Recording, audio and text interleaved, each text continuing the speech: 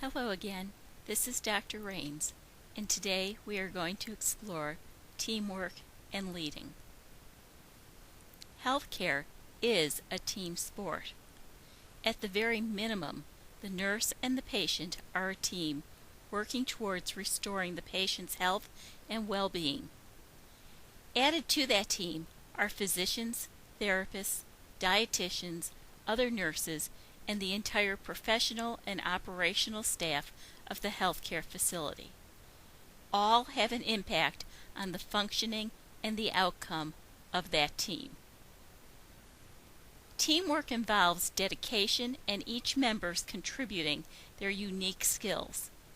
By using each person's strengths, the team becomes stronger and individual weaknesses are minimized. Teamwork involves a shared goal, which in healthcare is directed to providing the patient the best care possible.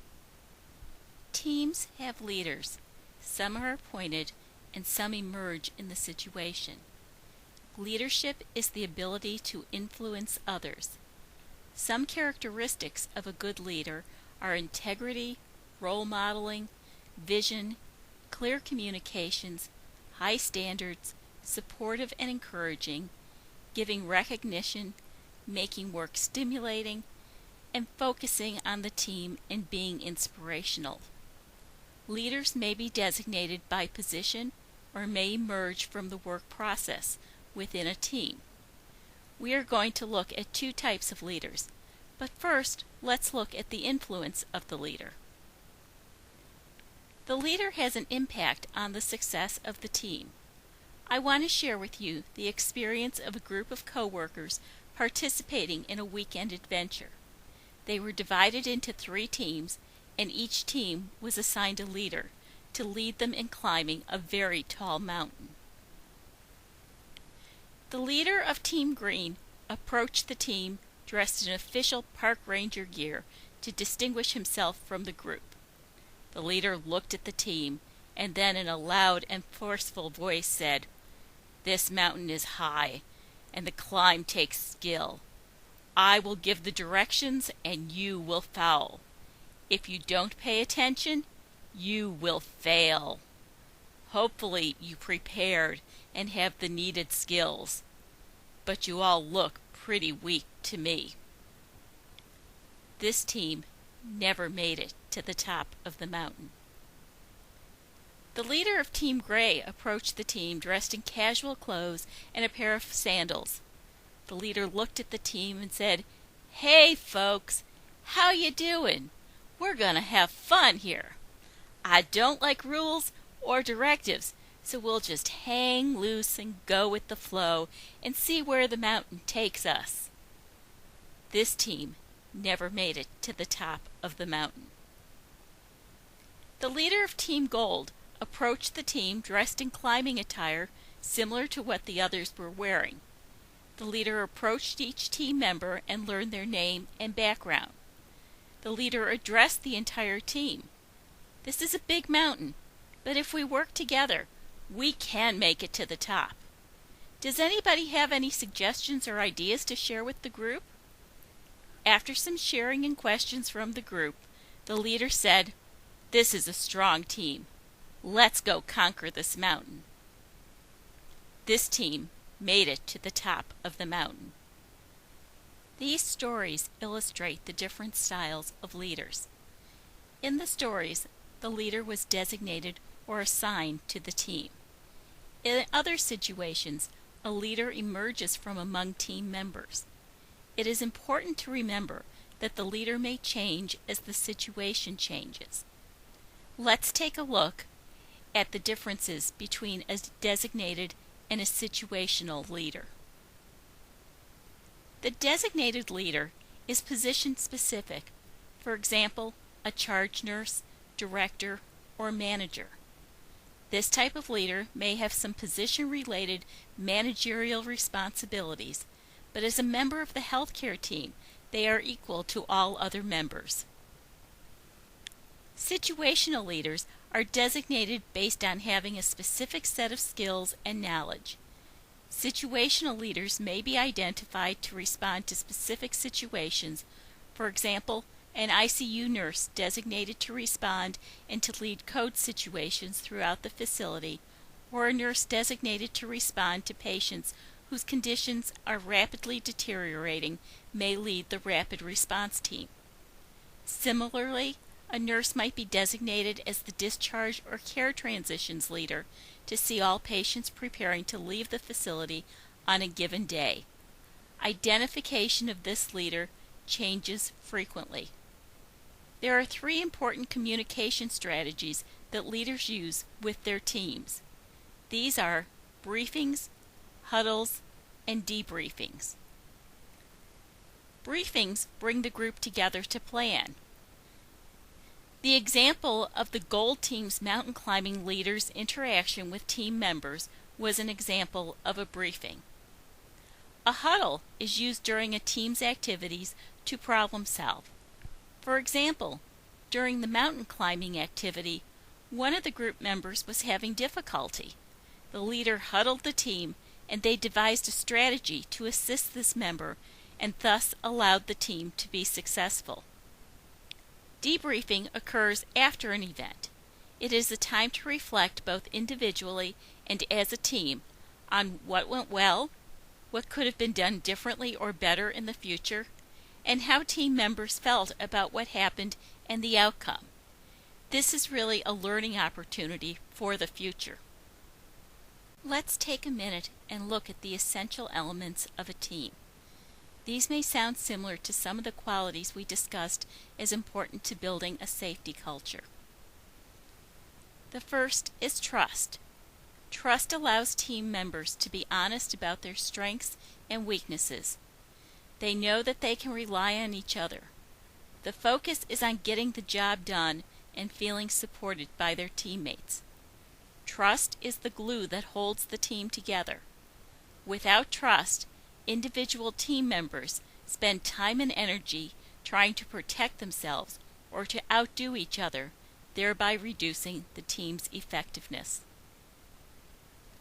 Next is empathy, or the ability to imagine yourself in another person's situation. It means being aware of and appreciating another person's experiences and feelings. Healthcare workers are good at empathy. They display empathy while caring for patients. However, extending this level of consideration to coworkers helps strengthen the bonds between workers and at the same time strengthens the team.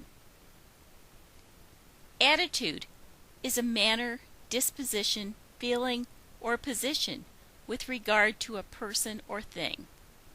The team will function better if all team members leave their personal problems at the door when they arrive to work, expect the best from each other, recognize and resolve small conflicts before they grow into large ones, and attempt to feel cheerful even when feeling down. Finally, mutual respect, or recognizing and attempting to uphold the rights and dignities of another person. It also means accepting each other's views and the right to have them. Celebrating each other's successes, sharing disappointments, and working towards a solution together are the ways individuals interact with each other within a team. Not all individuals will agree with or even like all members of the caring team, but treating everyone with courtesy and respect is crucial and will go a long way towards building a team that can work together. Things to remember about teamwork are: every team has strengths and weaknesses. Every team member contributes their unique talents and strengths. A team's combined strengths can make up for individual weaknesses, and each team member is responsible for creating an effective outcome. To work effectively and to achieve the desired outcome, team members back up their teammates. As Henry Ford said, "Coming together is a beginning, keeping together is a process, and working together is success." So what does this look like? Teams monitor performance to anticipate if assistance is needed. If you see a team member becoming overwhelmed, frustrated, or having difficulty, offer to help. Teams express caution if there is the potential for an unsafe situation. If you know there is something unique about the situation, share it. For example, you know that Dr. Jones is left-handed and prefers the tray set up on the opposite side of the bed, or that the patient has been using an herbal remedy which has implications for the treatment plan and medication administration. Teams distribute and assign work thoughtfully. Assign work to people's strengths and patients' needs.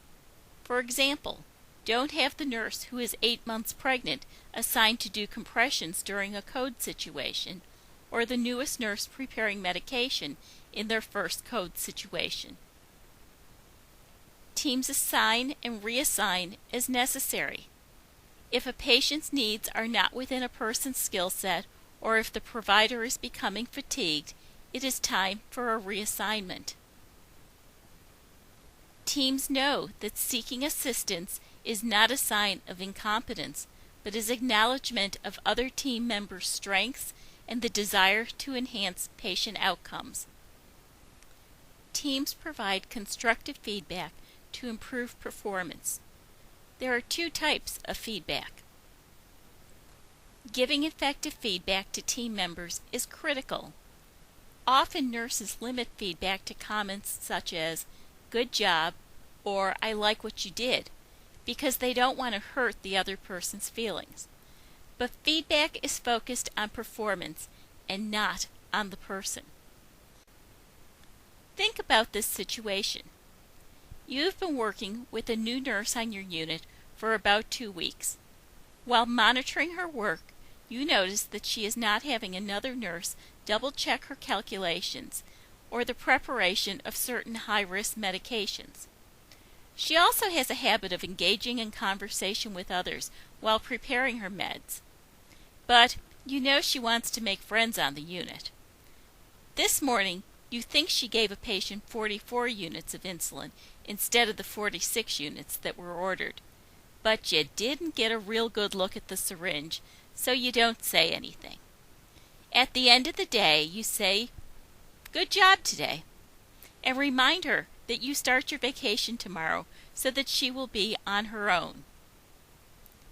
2 weeks later, you return from vacation and discover this nurse is no longer on the schedule. Then you hear that she had inaccurately calculated a dose of heparin, resulting in the patient hemorrhaging in the OR, and overdosed another patient with insulin, leading to an ICU admission and an extended hospital stay. How do you feel about the feedback you gave to this nurse now? You didn't hurt her feelings, but you likely contributed to her harming these patients and losing her job. Feedback needs to be timely, specific, and respectful. While monitoring this new nurse, you could have provided feedback such as, "While calculating medication dosages, it is important to focus all your attention on the task at hand." Or, "We have policies on this unit that certain medications need to be double-checked by another nurse. These include insulin, so may I please double-check the order and the amount of insulin in the syringe before it is administered to the patient?" This feedback is focused on the task and helping to change behaviors which might have prevented harm to the patients both now and in the future. As you continue your learning this week, think about your workplace. Are you part of the team? Are you a leader? How do you contribute to the success of your team? These are all important questions. And if you are not part of the team, how can you lead a change in the workplace? I look forward to chatting with you in the discussion board. Thank you and have a good week.